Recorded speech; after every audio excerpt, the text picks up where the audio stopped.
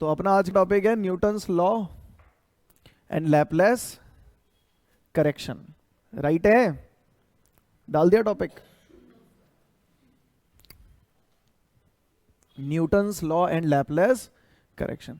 मैंने last class में आपको बताया था कि ये सारी फाइट थी साउंड की स्पीड निकालने के लिए। किसकी?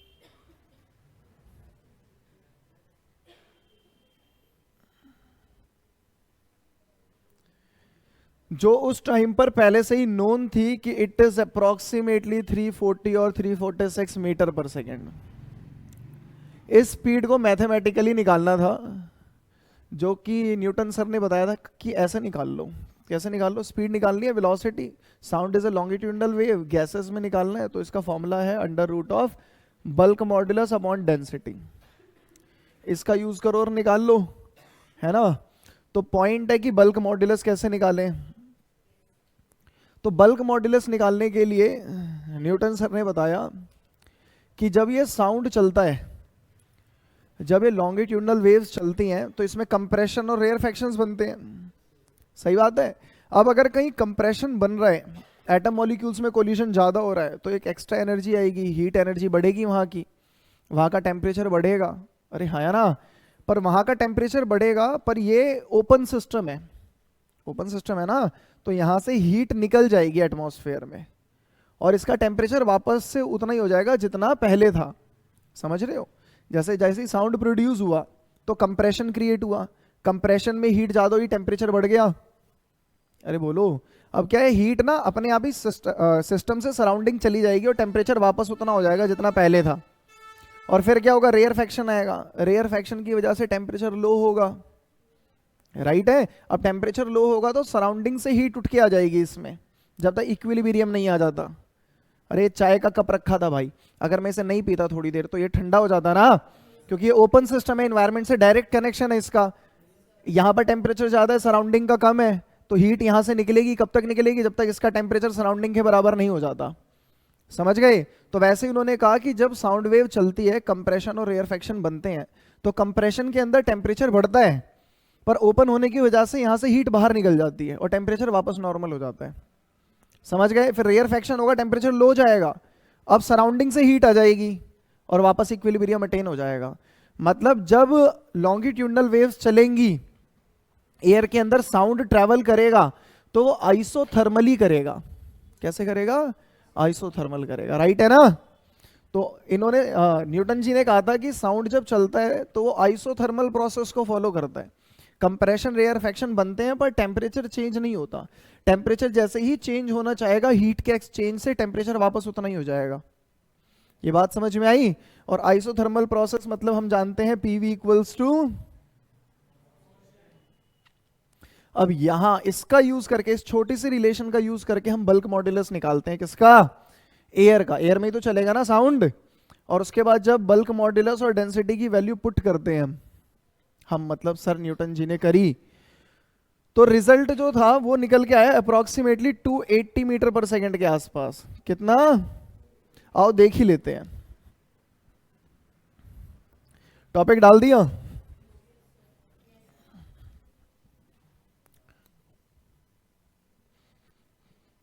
हाँ जी, स्पेलिंग कर बोलूं क्या? LAPLACE', Laplace correction. इन्हें हल्का आदमी मत समझना भाई, लैपलेस को फ्रांस का न्यूटन बोलते हैं इन्हें।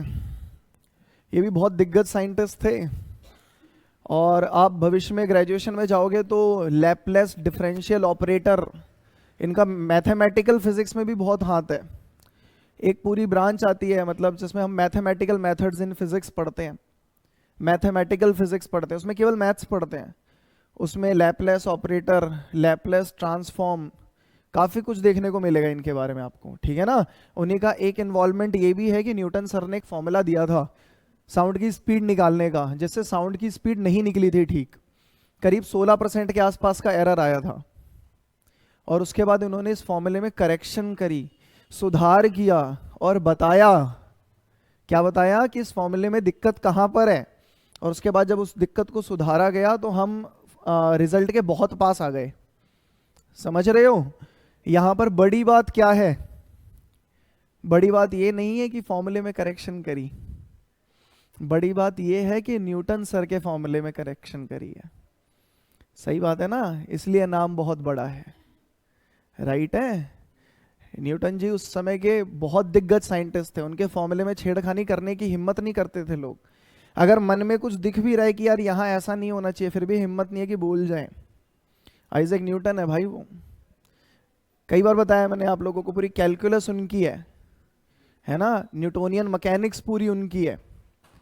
और ऑप्टिक्स में, रे ऑप्टिक्स के अंदर उनका रोल है। मतलब आगे पढ़ोगे तो न्यूटन जी का तो काफ़ी सारी फिजिक्स में हर जगह ही रोल है लगभग। तो उनके फॉर्मूले में करेक्शन करी थी। टॉपिक का नाम है Newton's law and Laplace correction. देखो इन जनरल आपने फिजिक्स में क्या देखा है कि कोई फॉर्मूला आया, या फिर कहीं पर भी ये देखा होगा, अब इसमें कुछ वेरिएशन है तो एक दूसरा फॉर्मूला आ गया अलग साइंटिस्ट के नाम से। समझ रहे हो? अब इसमें भी कुछ सुधार हुए तो तीसरा साइंटिस्ट आ गया, उसके नाम से नया फॉर्मूला आया।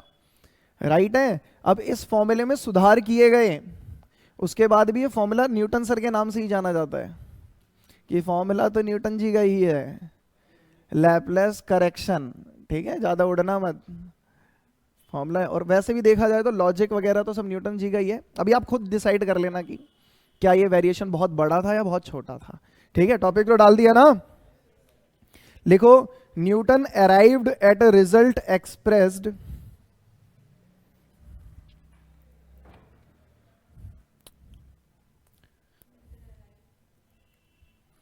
Eight a result expressed in equation. कौन सी equation? This equation, v is equals to under root bulk modulus upon density.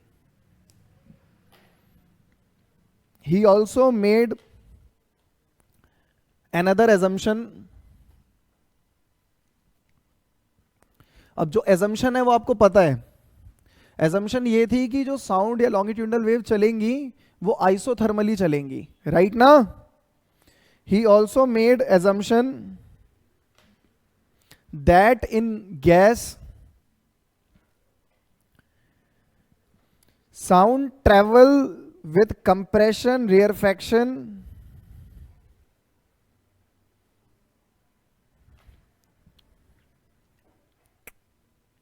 occurring isothermally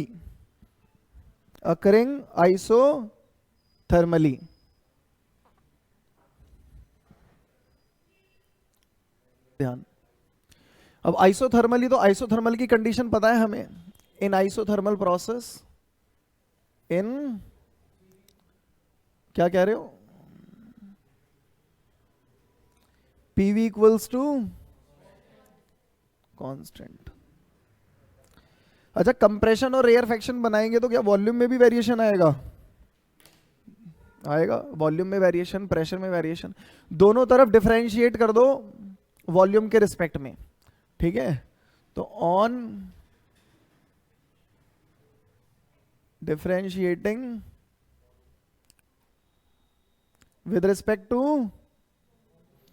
हाँ जी, विद रिस्पेक्ट टू वॉल्यूम, तो डी डीवी पीवी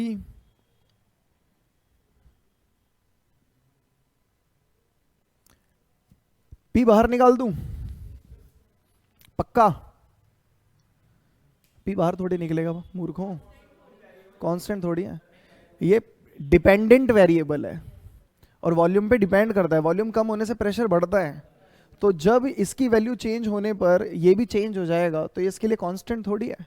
मतलब चाहे P हो या V हो, V का ही फंक्शन है। तो यहां पर जब ऐसा होता है तो यहां लगता है प्रोडक्ट रूल। राइट है? मतलब फर्स्ट फंक्शन बाहर, differentiation of second function, plus second function बाहर, हाँ इक्वल्स टू में जीरो जरूर बोल सकते हो आप, क्योंकि वो तो कांस्टेंट ही है।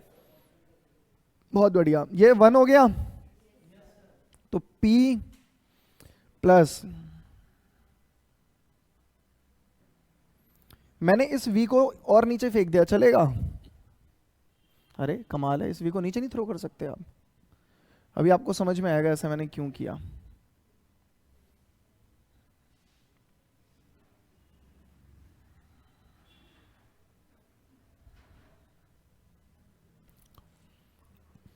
इसे ध्यान से देखो, क्या ये बल्क मॉड्यूलस है?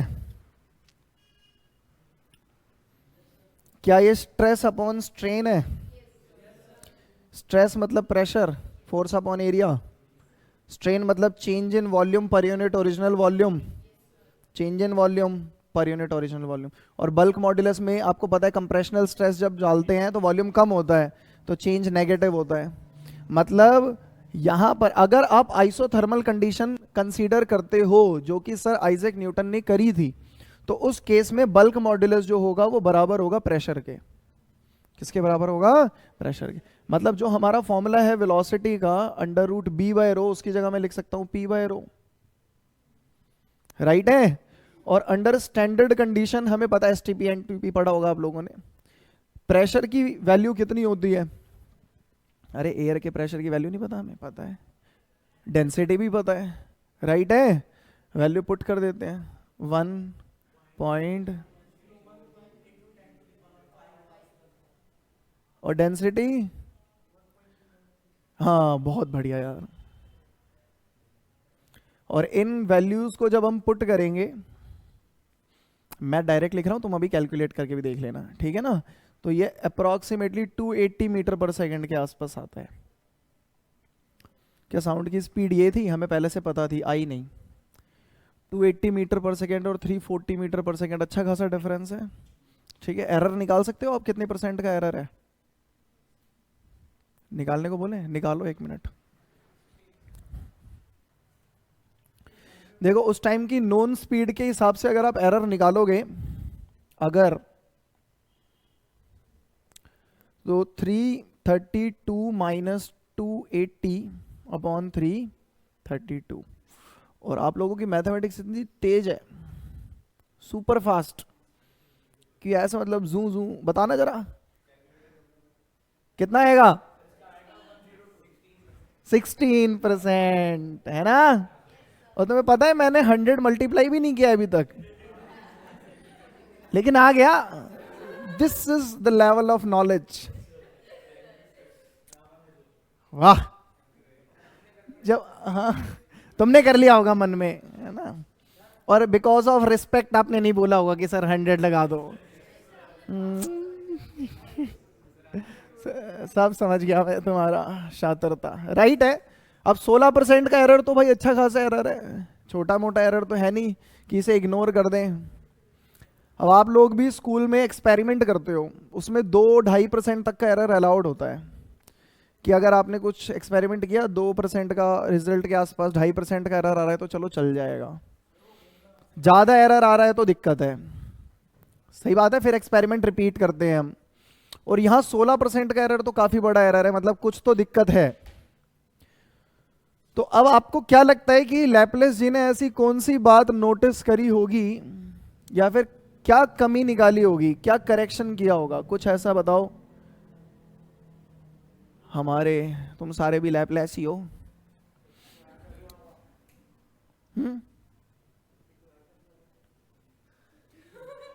क्या कर दिया होगा? 52 ऐड कर दिया होगा।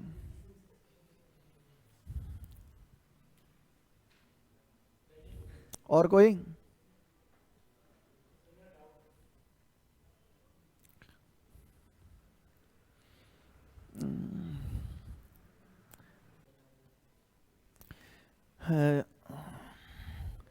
इस टॉपिक से जस्ट पहले ना मैंने अभी आप लोगों को थोड़ा सा बताया था एडियाबैटिक और आइसोथर्मल प्रोसेस के बारे में। थोड़ा सा दिमाग लगा लेते तो शायद वहां से कुछ हिंट मिल जाता कि यही तो प्रोसेस क्यों बताएं। तो मतलब ये है कि लैपलेस जी ने कहा कि बाकी सारा काम तो ठीक है, पर ये मानना कि वेव प्रोपगेट करेंगी आइसोथर्मली, इसमें समस्या है। आइसोथर्मली नहीं करेंगी, उन्होंने कहा था एडियाबैटिकली ट्रांसफर होंगी वेव। मैंने कहा क्यों भाई, क्या रीजन है? तो उन्होंने कहा सही बात है कि कंप्रेशन बनेंगे, और कंप्रेशन बनेंगे तो टेम्परेचर बढ़ेगा भी, रेयरफेक्शन बनेंगे टेम्परेचर डाउन भी होगा, पर हीट जो है ना वो सिस्टम से सराउंडिंग ना तो निकलेगी ना सराउंडिंग से सिस्टम आएगी। क्यों? कोई वॉल बन गई है ऐसी?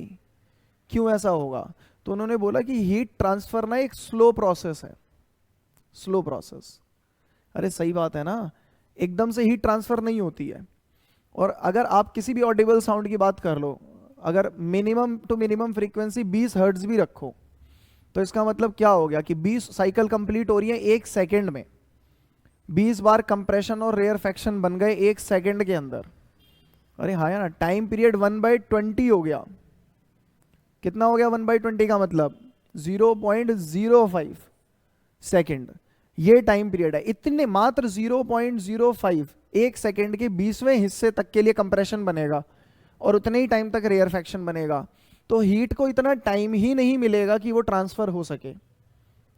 आई बात समझ में? टेम्परेचर का वेरिएशन आएगा, लेकिन जो वेव प्रोपोगेट करेंगी वो आइसोथर्मली नहीं करेंगी, हीट ट्रांसफर नहीं हो पाएगी। और हीट ट्रांसफर कौन से प्रोसेस में नहीं होती? एडियाबैटिक में। समझ गए? हाँ, तो उन्होंने कहा ये सारी कहानी चलेगी तो सही, पर इस इक्वेशन के अकॉर्डिंग नहीं चलेगी, इस इक्वेशन के अकॉर्डिंग चलेगी, पीवी गामा कांस्टेंट के अकॉर्डिंग चलेगी। राइट है? तो लिख लो एक बार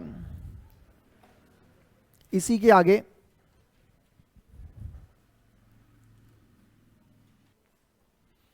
तो यहां तक तो लिख लिया होगा, ये एरर वाली बात भी लिख ली आपने। रीड कर रहा हूं मैं, सुनो। कह रहा है but in even in Newton's time it was known that under standard condition the velocity of sound, ये लिखना नहीं है, the velocity of sound is 332 metre per second. मतलब न्यूटन के समय पर भी ये बात पहले से पता थी। This value had been arrived experimentally and the error is approximately 16%। दिख रहा है? हाँ। अब यहां से लिखो, the error was corrected by Laplace.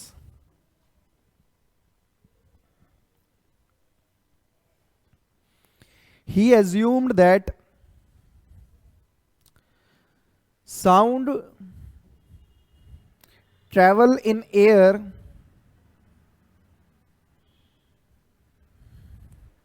the pressure and temperature change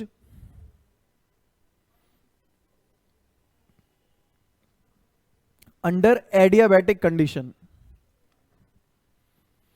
under adiabatic condition।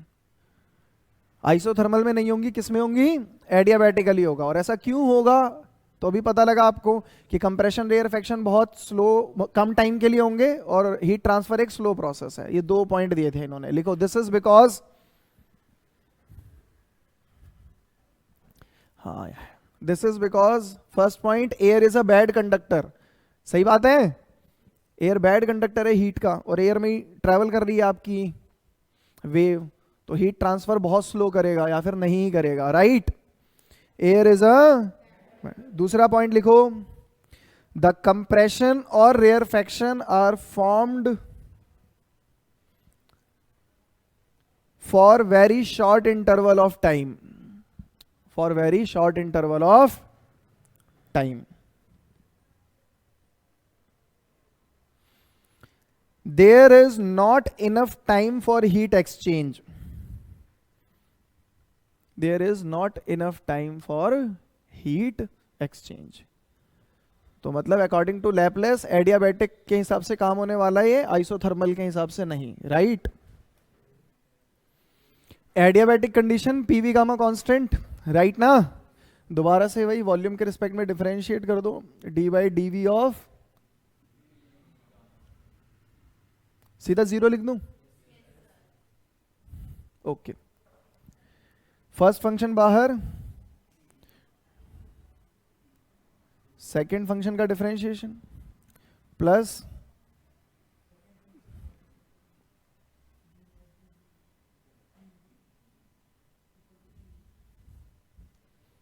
सही है। इसको पिछली बार हमने 1 लिख दिया था, इस बार ये 1 नहीं होगा। राइट? ये होगा P gamma V raise to the power gamma -1। अरे NX n-1। वाह,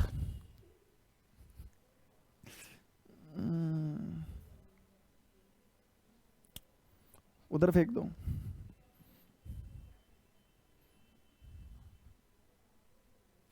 minus of v raise to the power gamma d p d v. Right है?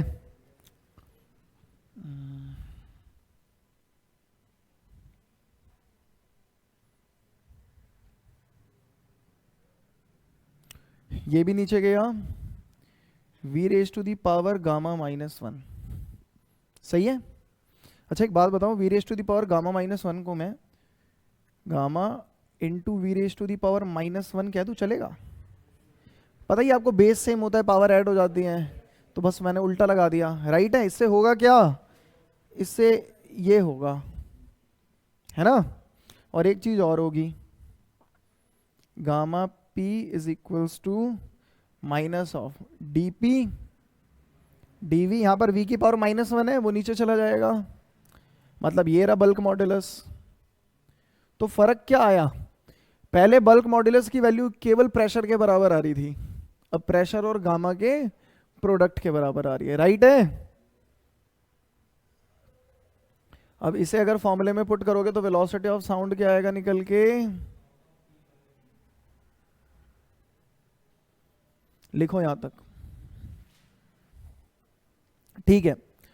उसके बाद जब हम वैल्यू पुट करेंगे, देखो p की वैल्यू तो अभी आपने मेरे को बताई थी कितनी है, 1.0, इसकी भी बताई थी आपने मेरे को डेंसिटी की, इसकी मैं बता देता हूं आपको 1.41।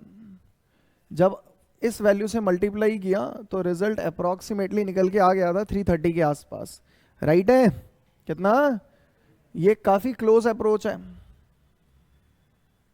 तो न्यूटन जी की बात में सही गलती निकाली लैपलेस ने, है ना। ठीक है, खत्म होता है टॉपिक, बहुत महत्वपूर्ण है आपके एग्जाम पॉइंट ऑफ व्यू से, Newton's law and Laplace correction. एक तो लाइक और शेयर ठोक दीजिए, महाकाल का लाइक और शेयर ठोक दीजिए। पूरा साल मेहनत करता हूं आपके लिए बेटा, ऐसा नहीं चलेगा, ऐसा नहीं चलेगा।